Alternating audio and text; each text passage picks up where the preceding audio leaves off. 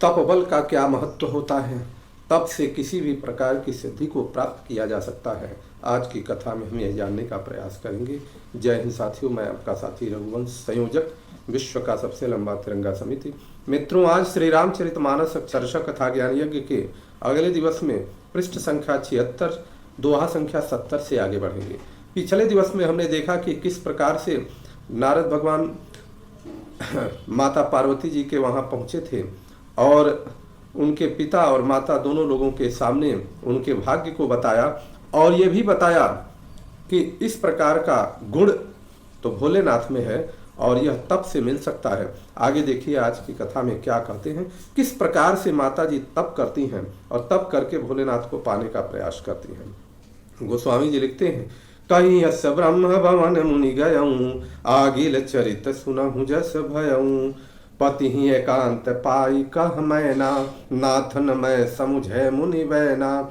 जब ये सारी बात कह करके नारद मुनि ब्रह्मलोक को चले गए तो उसके बाद सभी लोग अपने भवन में गए तो मैना जी पति से जब वो एकांत में मिली तो वो कहीं कि जो नारद मुनि की बात थे उन बातों का मैं अर्थ नहीं समझ पाई, वचनों का जो मूल अर्थ है वो समझ नहीं पाई, आप कृपया करके बताइए।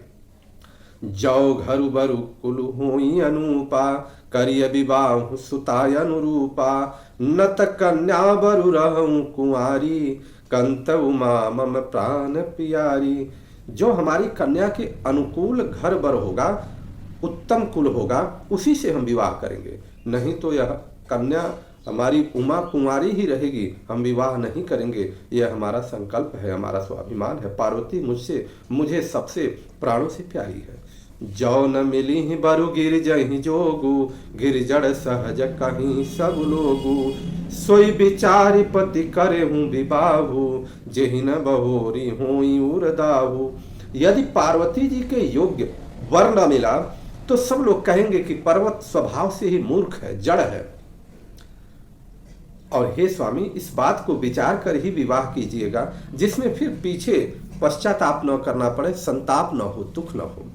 अस कहीं परी चरण धरि सीसा, बोले सहित स्नेह गिरीसा। बरु पावक प्रगटे शशि माही, नारद वचनु अन्यथा नाही। इस प्रकार कहकर मैना जी जब पर्वतराज के चरणों में प्रणाम किया और उन्होंने अनुरोध किया, तब हिमवान ने प्रेम से कहा कि चाहे चंद्रमा में अग्नि प्रकट हो जाए पर नारद जी के वचन झूठे नहीं हो सकते। जो नारद जी कहेंगे वही होगा, क्योंकि वह कभी झूठ नहीं बोलते। प्रिया सोचु परिहरऊं सबु, सुमिरऊं श्री भगवान। पार्वती ही निरमयऊं जेहि, सोई करहि कल्याण। हे प्रिय, सब सोच छोड़कर श्री भगवान का स्मरण करो जिन्होंने पार्वती जी को रचा है, वे ही कल्याण करेंगे और प्रभु ही कल्याण करते हैं सबका। मानो तो केवल एक तरह से कहा जाए कि प्रतीक के रूप में सामने रखा जाता है, लेकिन सारा कार्य तो प्रभु करते हैं। उनका स्मरण करो, वही सब कुछ करेंगे। अब जो तुम ही सुता पर नेहु, तो अस जाई सिखावन देहु। अगर अपने पुत्री पर इतना तुम्हारा स्नेह है तो तुम जा करके यह बात सिखाओ। क्या सिखाओ? करे सो तपुजे मिलहि महेशु, आनुपायन मिति कलेशु।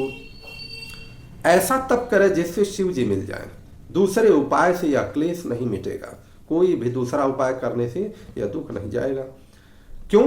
क्योंकि जो नारद जी ने बताया था वह गुण किसी भी अवगुण के बारे में बताया। अवगुण की जब परिभाषा विद्वान दो प्रकार से करते हैं और जब इससे परे कोई हो जाता है तो वह भोलेनाथ हो जाता है, और जब इसमें हो जाता है, इन अवगुणों में समाहित रहता है तो वह बहुत ही तुच्छ प्राणी होता है। तो इसी प्रकार से हिमराज ने कहा, पर्वतराज ने कहा कि ऐसा तप करे पार्वती कि भोलेनाथ मिल जाए, ऐसा तुम जाकर के कहो। नारद वचन सगर्भ सहेतु, सुंदर सब गुण निधि वृष केतु। अस विचारी तुम तजहु असंका, सब ही भांति शंकर कलंका। नारद जी के वचन रहस्यमय से युक्त और सकारण है। शिव जी समस्त सुंदर गुणों की खान है, भंडार है। यह विचार कर मिथ्या संदेह को तुम छोड़ दो और शिव जी के सभी तरह से निष्कलंक हैं। शिव जी अगर मिल जाएंगे तो ये जो तुम्हारे पुत्री के भाग्य में इस प्रकार से तुमको लग रहा है कि यह दोष है, तो वही दोष गुण में बदल जाएगा। सुनि पति वचन हरसि मन माही, गई तुरत उठ गिर जा पाही।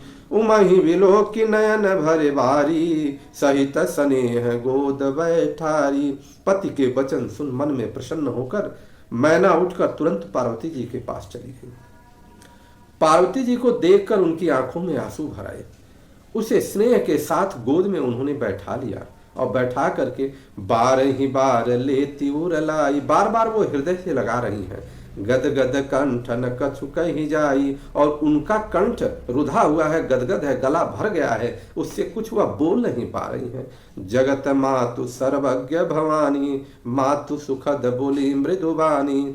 जगत जननी भवानी तो सर्वज्ञ माता है, वो तो सर्वज्ञ हैं, सब कुछ जानने वाली हैं। वे माता को सुख देने वाली कोमल वाणी से माता पार्वती जी कहती हैं क्या?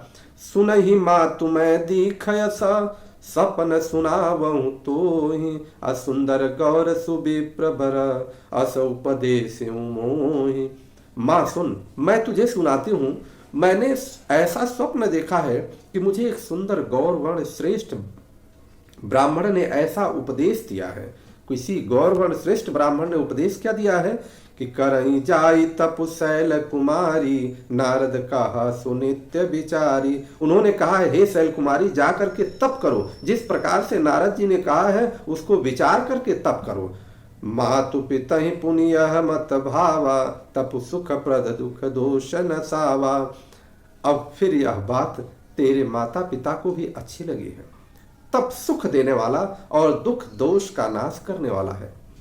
तपबल रचई प्रपंचु विधाता। उस ब्राह्मण ने कहा कि तपबल के ही प्रभाव से ब्रह्मा जी ने पूरे सृष्टि की रचना किया है।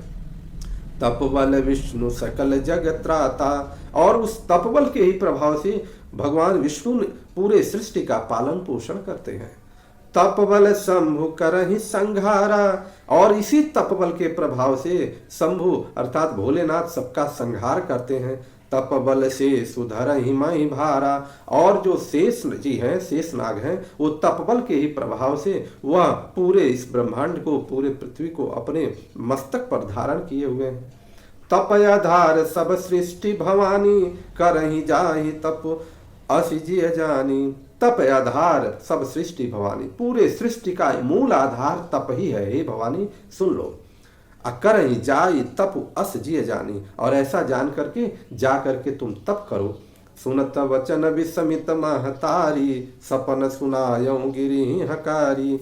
और जब ये बात माता पार्वती जी अपनी माता को सुनाती हैं तो फिर कहती हैं, यह बात सुनकर माता को बड़ा अचरज होता है, आश्चर्य होता है। और उसने हिमवान को बुला करके, अर्थात जो उनके पिता हैं उनको बुला करके उस स्वप्न के बारे में वह बताती हैं।